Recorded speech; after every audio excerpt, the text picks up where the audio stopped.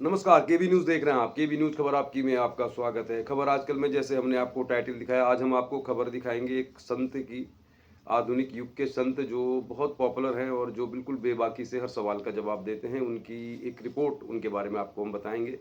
इसके अलावा हम आपको मिलवाएँगे एक रिटायर्ड कर्नल से, यानी रिटायर्ड कर्नल कारगिल वार के हीरो चंद्रपाल पटवाल जी से। और वो क्या अलग हैं, मतलब आर्मी से तो बहुत सारे ऑफिसर रिटायर होते हैं, लेकिन कर्नल चंद्रपाल पटवाल आर्मी से रिटायर हुए।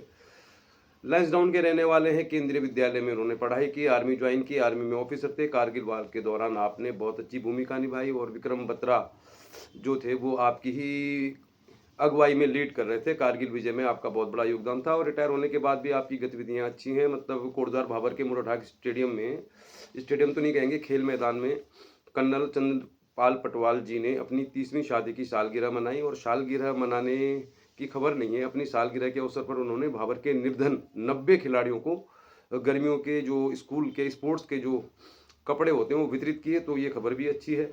इसके बाद हम आपको मिलवाएंगे एक कलाकार से, एक कलाकार रवि गौड़ जो कोटद्वार भाबर की सबसे अच्छी रामलीलाओं में से एक शुमार की जाती है। दुर्गापुरी की रामलीला में राम का अभिनय करते हैं और आजकल रिहर्सल चल रही है इस रामलीला की। तो रवि गौड़ कैसे राम के किरदार को आत्मसात कर रहे हैं हम आपको दिखाएंगे। कोटद्वार भाबर में एक पेट्रोल पंप भी खुल गया है, तो अब कोटद्वार भाबर जहाँ से हम चैनल चलाते हैं दुर्गापुरी से, तो यही अब गतिविधियों का केंद्र है। तो किसने खोला पेट्रोल पंप, कहाँ पर खुला है, हम आपको ये भी खबर दिखाएंगे। लेकिन इससे पहले हम फटाफट नजर डालते हैं उन खबरों पर जो आजकल इस समय चर्चा में है। निकाय चुनाव को लेकर हमने पिछले वीडियो में आपको अपडेट कर ही दिया था और अब 25 दिसंबर तो कहा था दामी जी की सरकार ने कोर्ट में कि 25 दिसंबर तक चुनाव हो जाएंगे। लेकिन अभी जो हालात हैं, अभी राज्यपाल के पास फाइल गई है अनुमोदन के लिए, यानी कि अभी तो किन 3 निकायों को आरक्षित किया जाएगा उसकी सूचना जारी नहीं हुई है। और पहले ये आरक्षण का मामला निपटेगा, उसके बाद ही सरकार घोषणा करेगी। तो ये मान के चलिए अब अगली तारीख आएगी ना, जनवरी में ही निकाय चुनाव हो सकते हैं। 15 दिसंबर तक उम्मीद की जा रही है कि सरकार तारीखें घोषित कर देगी। तो निकाय चुनाव की तैयारियां तो लोग कर ही रहे हैं अंदर खाने। अभी क्योंकि टिकट वितरण हुआ ही नहीं है तो फिर सामने आकर तो नहीं हो रहा काम, लेकिन कोटद्वार में जो दिग्गज दावेदार हैं उनकी तैयारियां चल रही हैं। बीजेपी में दावेदारों की संख्या काफ़ी लंबी है, जैसा हम आपको बता चुके हैं। तो कुछ और भी इसमें नाम है, अब टिकट किसको मिलेगा, क्या ये सीट आरक्षित होगी, इसको लेकर अभी कुछ कह नहीं सकते। लेकिन पूर्व विधायक शैलेंद्र रावत, जिला अध्यक्ष वीरेंद्र रावत, मंडी समिति के अध्यक्ष सुमन कोटनाला और संगठन से जुड़े हुए कोटद्वार विधानसभा के प्रभारी रहे राजगौरव नौडियाल के अलावा भी निवर्तमान पार्षद दुर्गापुरी, कमल नेगी, अनीता आर्य, सुनीता आर्य, हरीश खरकवाल सहित कई सारे नामों की दावेदारी है। तो निकाय चुनाव को लेकर अभी फिलहाल कोई ऐसी हलचल नहीं है, क्योंकि जब तक तारीखों की घोषणा होती तब तक कुछ हलचल आपको दिखाई भी नहीं देगी। अंदर खाने तैयारियां लोग कर रहे हैं। उत्तरकाशी के भटवाड़ी की मस्जिद के विवाद की खबर आपको बताते हैं। चूंकि उत्तरकाशी के भटवाड़ी में एक मस्जिद है और इसको लेकर बहुत सारे हिंदूवादी संगठनों ने कहा कि ये मस्जिद अवैध है। इसको लेकर कल एक महापंचायत होनी थी, महारैली कह लीजिए आप इसे। लेकिन हाईकोर्ट में सरकार ने कह दिया था कि इस महापंचायत की इजाज़त नहीं देंगे। पुलिस प्रशासन ने भी कहा था कि ये महारैली नहीं होने देंगे हम। लेकिन बैठक हुई, वहाँ पे बहुत सारे हिंदूवादी संगठनों ने यही कहा। फिर बात घुमा फिरा के वही है कि अगर इस मस्जिद के जो दस्तावेज है वो फर्जी पाए गए तो इस मस्जिद को ढा दिया जाएगा। तो ये तो स्वाभाविक तौर पर है। हालांकि ऐसी हमें खबर मिली है कि 1986 में इस मस्जिद का मामला पहले ही कोर्ट में चला गया था और कोर्ट में इसके दस्तावेजों को लगभग सही माना गया। अब इस बात का फैसला तो हाई कोर्ट ही करेगा कि उत्तरकाशी के भटवाड़ी में बनी जो मस्जिद है क्या वो लीगल है या इनलीगल है। और कोर्ट का फैसला आएगा। अगर माना ये मस्जिद के दस्तावेज सही नहीं पाए गए तो कोर्ट खुद ही इसको गिराने के आदेश दे देगा। लेकिन ये राजनीतिक मुद्दा है निश्चित तौर पर, क्योंकि जो लोग महापंचायत कर रहे हैं उन्होंने काफ़ी धार्मिक भाषण भी दिए और इससे पहले ही हाई कोर्ट चले जाते हैं। हाई कोर्ट अगर कहता है, हम भी ये मानते हैं कि अगर कोई भी धार्मिक स्थल सरकार के नियम कानून के अनुसार नहीं बना है तो उसको ढाया जाना सरकार का काम है, कोर्ट का आदेश देना कोर्ट का काम है और उसको अमल में लाना सरकार का काम है। तो मुझे लगता है कि उत्तराखंड की देवभूमि के पहाड़ियों में इस तरह की काम में विवाद नहीं होना चाहिए। और हम भी यही मानते हैं कि अगर ये मस्जिद अवैध है तो इसको गिराया जाना चाहिए। लेकिन अब ये मामला कोर्ट ही तय करेगा कि ये मस्जिद वैध है अवैध है।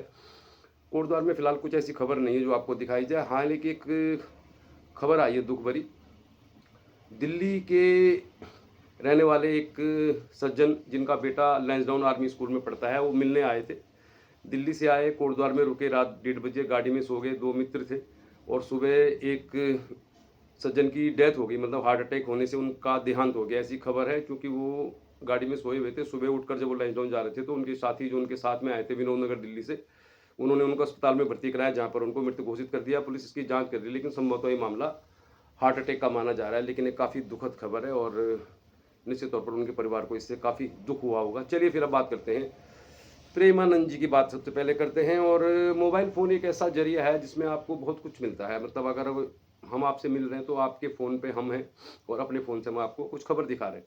तो मोबाइल में आप जो चाहे देख सकते हैं, इंटरनेट का ज़माना है और इसमें बहुत सारे ऐप्स हैं, बहुत से लोग मतलब ऑनलाइन सट्टा भी खेलते हैं, जुआ भी खेलते हैं, फ़िल्मों के कुछ भी कार्यक्रम आप देख सकते हैं, यूट्यूबर को भी देख सकते हैं। और हमारा मानना है कि अगर आप कुछ सबसे क्रीम बढ़िया देखना चाहें तो हम लोग तो यूट्यूब में खान सर को भी देखते हैं, विकास दिव्य कीर्ति को देखते हैं, रवीश कुमार को भी देखते हैं, बहुत सारे कॉमेडी के प्रोग्राम भी देखते हैं। लेकिन आप लोग ज़रूर स्वामी प्रेमानंद जी को अगर एक बार सुनेंगे तो आपको बहुत अच्छा लगेगा। वृंदावन में रहने वाले प्रेमानंद जी महाराज, जिनके बारे में प्रख्यात मोटिवेटर गुरु अवध ओझा का ये कहना है कि वो बाबा नहीं है, उनके शरीर में भगवान श्री कृष्ण का वास है। और निश्चित तौर पर आज की दौर में हमारे देश में बहुत सारे कथावाचक हैं, बहुत सारे संत महात्मा हैं, लेकिन एक कथावाचक और एक संत में क्या फ़र्क होता है, थोड़ा सा आपको बता देते हैं। कथावाचक अक्सर आपको पुराणों में जो कथाएँ हैं उनका वाचन करता है, आपको सुनाता है। और यहाँ तक कहा जाता है कि भई आप अगर एक कथा सुन लेंगे, भागवत कथा, तो आपके बहुत सारे पाप नष्ट हो जाएँगे। जो संत होते हैं वो अपने व्यक्तिगत अनुभव से आपको बताते हैं। प्रेमानंद जी की सबसे बड़ी ख़ासियत ये है कि वो किसी भी विषय पर, किसी भी सवाल का जवाब आपको बिल्कुल सही तरीके से देते हैं। और हालाँकि कथा सुनने के लिए अगर आप जाएँगे तो उसमें कोई शर्त नहीं होती है और बहुत सारे कथावाचक काफ़ी फ़ीस भी लेते हैं, तो वहाँ पर आप जा सकते हैं। और उसमें आप अपनी इच्छा से कथा सुन के आते हैं और जैसा कथावाचक कहते हैं कि भई आपके सारे पाप इस कथा को सुनने से नष्ट हो जाएँगे, भागवत कथा के। और अगर आप कथा भी सुनिए, कथावाचकों को भी सुनिए और स्वामी प्रेमानंद जी को भी ज़रूर आप एक बार सुनिए। अगर उनकी जो शर्तें थोड़ा ज़्यादा रहती हैं, मतलब वो बहुत शुद्ध आचरण की बात करते हैं और कम से कम शराब और मांस खाने के वो बिल्कुल सख्त खिलाफ है। और वो तो ये मानते हैं कि अगर आप शराब पीते हैं, मांस खाते हैं, तो फिर आपका कल्याण होना नामुमकिन है। हो सकता है कि बहुत सारे लोगों के लिए ये काफ़ी मुश्किल हो, लेकिन आप अपने बच्चों को ज़रूर स्वामी प्रेमानंद की वीडियोज़ दिखा सकते हैं, क्योंकि उससे उनको एक सही दिशा मिलेगी और जीवन में जो संघर्ष है, जो तनाव है, उससे मुक्ति पाने का भी बहुत सारा वो उपाय बताते हैं। चलिए फिर ख़ास रिपोर्ट पहले आपको दिखाते हैं स्वामी प्रेमानंद पे, फिर आपको दिखाते हैं 30वीं सालगिरह रिटायर्ड कर्नल चंद्रपाल पटवाल जी ने कैसे खिलाड़ियों को किया सम्मानित। इसके अलावा हम आपको मिलाएँगे एक कलाकार से, रवि गौड़ से। और उसके बाद आप देखिए कोटद्वार बाबर में खुला है एक पेट्रोल पंप। तो आज के लिए इतना ही। आज की खबरें ज़्यादातर अच्छी हैं। कल मिलेंगे किसी और खबर के साथ। 1-2 दर्शकों ने हमें कमेंट में कहा है कि भई निम्बू चौड़ में भी रामलीला हो रही है, कोटद्वार भाबर की दुर्गापुरी से थोड़ा दूरी पर है। तो आज हम कोशिश करेंगे वहाँ से कुछ बनाए वीडियो, तो कल दिखाएँगे आपको कुछ और खबरें। फिलहाल आज के लिए इतना ही। देखते रहिए केवी न्यूज़ और आगे देखिए वो सारी अच्छी खबरें। चलिए फिर, यूँ तो हिंदुस्तान में धर्म की परंपरा है, संत महात्माओं को पूजिए जाने की भी परंपरा है, लेकिन कथावाचकों की भी बहुत लंबी एक श्रृंखला है। और इसी श्रृंखला में एक सबसे महान संत की अगर हम बात करें आज के दौर में, तो वो हैं स्वामी प्रेमानंद। वृंदावन में राधा रानी के भक्त स्वामी प्रेमानंद बचपन से ही वैरागी थे और घर छोड़ दिया था। घर छोड़ने के बाद जब उनके पिता उनको लेने आए, तो प्रेमानंद ने अपने पिताजी को कह दिया था कि चाहे मर जाऊंगा, कट जाऊंगा, घर नहीं जाऊंगा, शादी नहीं करूंगा और मैं ईश्वर को ही समर्पित करना चाहता हूं अपना जीवन। तो उनके पिता ने भी उनको इजाज़त दे दी। स्वामी प्रेमानंद भटकते रहे ज्ञान की तलाश में और कई जगह उन्होंने कई संतों से मुलाकात की। और फिर स्वामी प्रेमानंद को जब मालूम चला, आज से ठीक 17 साल पहले डॉक्टरों ने बताया कि उनकी किडनी खराब है, उनका जीवन सिर्फ 2.5 साल का ही बचा हुआ है। तो इसके बावजूद स्वामी प्रेमानंद ने कहा कि मेरी 2 किडनियाँ राधा और कृष्ण हैं, मैं किडनी नहीं बदलवाऊँगा। तो कुल मिला के स्वामी प्रेमानंद आज के दौर के वो संत हैं जिनके बारे में प्रख्यात मोटिवेटर गुरु ओझा सर का कहना है कि वो एक साधु नहीं है, बल्कि उनके शरीर में श्री कृष्ण विद्यमान हैं और उनके हज़ारों लाखों फॉलोवर हैं। लोग उनकी बातों को सुनते हैं, यहाँ तक कि पाकिस्तानी लोग और मुस्लिम लोग भी उनकी बताई हुई बातों का अनुसरण करते हैं। स्वामी प्रेमानंद हर बात का जवाब देते हैं, हर सवाल का जवाब देते हैं। किसी भी मुद्दे पर, किसी भी बात का उनके पास बिल्कुल सटीक जवाब होता है। और उनका एक ही कहना है कि आप नाम जप करो, भगवान की आराधना करो, अच्छा आचरण करो। और उनके पास हर तरह के सवालों के जवाब होते हैं। इसीलिए आजकल सोशल मीडिया में स्वामी प्रेमानंद छाए हुए हैं और जीवित संतों में से एक महान संत हम स्वामी प्रेमानंद को कह सकते हैं। तो आप लोग भी उनको फॉलो कर सकते हैं, उनकी बातों को सुन सकते हैं। उनका जो ज्ञान है वो कथावाचकों से बहुत ऊपर की श्रेणी का है। और जिन भी संत महात्माओं को हम संत मान लेते हैं, वो कई तरह के अनैतिक कार्यों में लिप्त होते हैं, जिनके बहुत सारे उदाहरण हैं। लेकिन स्वामी प्रेमानंद एक ऐसे संत हैं जिनको पढ़े लिखे लोग भी सबसे ज़्यादा पसंद करते हैं। भले ही वो मांस खाने के सख्त खिलाफ हैं, शराब के भी सख्त खिलाफ हैं, लेकिन इसके बावजूद स्वामी प्रेमानंद जीवन से जुड़ी हुई हर समस्या का समाधान भी बताते हैं, जवाब भी बताते हैं। और उनके हर सवाल पर एक ही जवाब होता है कि अच्छा आचरण, भगवान की भक्ति, नाम जप करना। और वो राधा रानी के भक्त हैं। श्री कृष्ण उनके शरीर में निवास करते हैं, ऐसा प्रमुख मोटिवेटर गुरु ओजाकर का कहना है। तो आज के दौर में मोबाइल का सबसे अच्छा इस्तेमाल आपने करना है, तो आप ऐसे संतों का अनुकरण करें। ऐसे प्रेमानंद जी आज के दौर में वरदान हैं। जीवन में जो तनाव है, जो समस्या है, उनकी हर समस्या का समाधान देते हैं। स्वामी प्रेमानंद, केवी न्यूज़ का प्रणाम स्वामी प्रेमानंद को।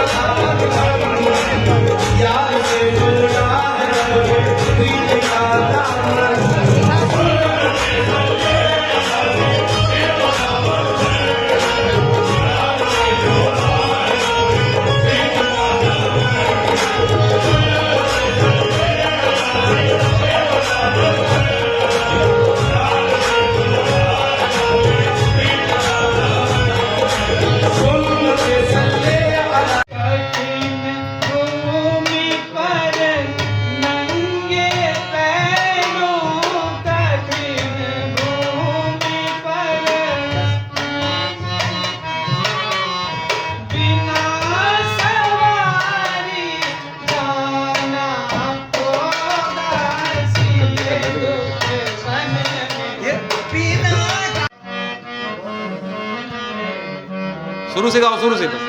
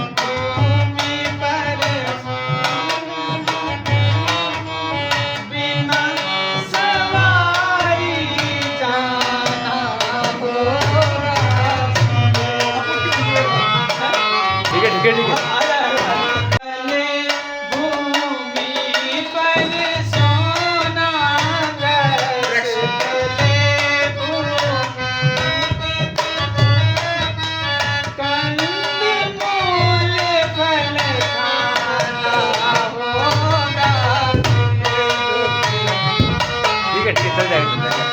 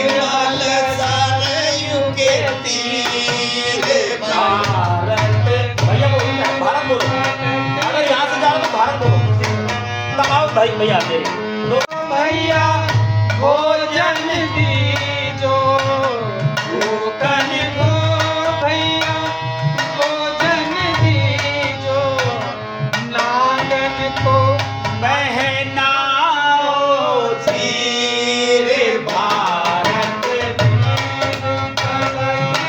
भैया भैया ने ये भारत के बाद भैया चलिए एक और पेट्रोल पंप खुल गया भाबर में, मतलब दूसरा पेट्रोल पंप है। ये दिखाते हैं आपको, ये पेट्रोल पंप है कहाँ पे। आज इसकी ओपनिंग हो गई है और काफ़ी भीड़ भाड़ है, काफ़ी लोग तेल भी भरा रहे हैं, तो अच्छा है, सुविधाएं बढ़ रही हैं, व्यापार में कंपटीशन भी बढ़ रहा है। चलिए फिर कोटद्वार भाबर के नींबू चौड़ सुकरो पुल के पास पेट्रोल पंप खुला है, तो ऑनर से मिला देते हैं। बिल्कुल यंग है ये लोग अभी, तो ये देवू भाई है, धर्मेंद्र और रश्मि है। तो भाई साहब ये पंप खोलने का प्लान अभी बना है, बहुत पहले से था। आप बताओ, बढ़िया है, आपने पंप खोल दिया, अच्छी जगह है, भाबर के लोगों को सुविधा भी मिलेगी। लेकिन अब पेट्रोल पंप को लेकर बहुत सारे लोगों को शिकायत भी रहती है, जैसे यहाँ पर एक दो पंप थे बहुत सारे, और तो क्या भरोसा दे दे आप पूरा? गारंटी हमारी कि आपको तेल में शुद्धता का कोई शिकायत नहीं मिलेगी, मतलब क्वांटिटी की भी नहीं मिलावट, क्वांटिटी की भी कोई शिकायत नहीं मिलेगी, क्वालिटी की भी। चलिए फिर यही चाहते हैं हम लोग कि आपने बढ़िया पंप खोला है, तो जो लोगों को शिकायतें रहती है कि तेल कम देते हैं या मिलावट करते हैं, जिससे वो पंप बंद हो गए, मुझे पूरी उम्मीद है कि आप से लोगों को सहयोग मिलेगा। चलिए बहुत बहुत बधाई, बहुत बहुत धन्यवाद। यहाँ पंप खुल गया, पेट्रोल पंप तो कहाँ पर है बताते हैं आपको। ये सुखरो पुल है, कोटद्वार से कोट के पास जो सुखरो पुल है, सुखरो पुल से अगर आप आगे आएंगे थोड़ा नींबू चौड़ की ओर, तो आपको ये सीधे सामने मिलेगा। आज इसकी ओपनिंग हो गई है, तो तेल भराने के लिए ज़्यादा दूर जाने की ज़रूरत नहीं पड़ेगी। ये देखिए, ये है पेट्रोल पंप और आज इसका हो गया है इनॉग्रेशन। तो मतलब भाबर का ये दूसरा है, एक पेट्रोल पंप जो है इंटर कॉलेज मोटर ढाक के पास है, दूसरा ये खुल गया है, तो ये सड़क के बिल्कुल पास ही है। ये नींबू चौड़ से सड़क आ रही है, ये सड़क से आप आगे आएंगे तो फिर थोड़ा आगे आपको मिलेगा सुखरो पुल। सुखरो पुल के पास में ही है मतलब पेट्रोल पंप। तो देखते रहिए केवी न्यूज़, खबर आपकी, खबर कोटद्वार, पौड़ी गढ़वाल, उत्तराखंड, उत्तराखंडियत की। चैनल को सब्सक्राइब करें, शेयर करें। धन्यवाद।